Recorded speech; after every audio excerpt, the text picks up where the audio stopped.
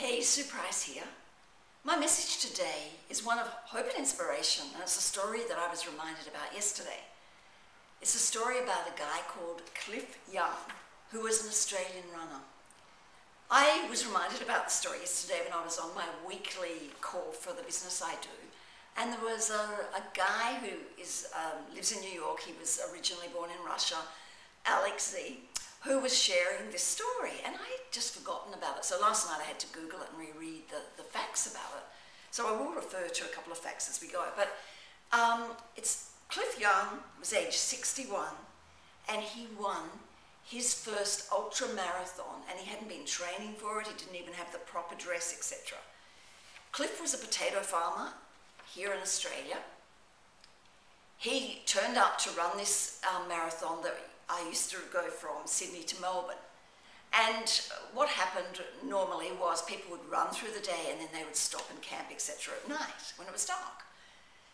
So Cliff turned up, and many of the others had been training for months. They were dressed and sponsored by Nike or Adidas or whoever.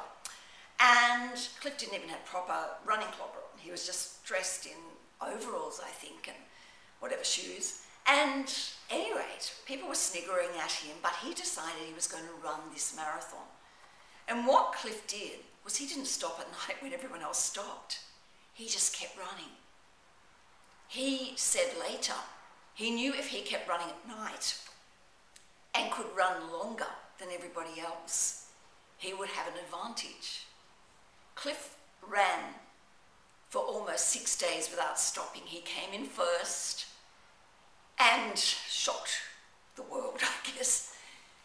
For me, it's such a story of hope and aspiration right now, when many people are have lost their retirement savings, they're being made redundant, they're feeling, especially if they're like me, a baby boomer, they're feeling like, what do I do again now? Hey, this guy ran and won his first marathon at age 61.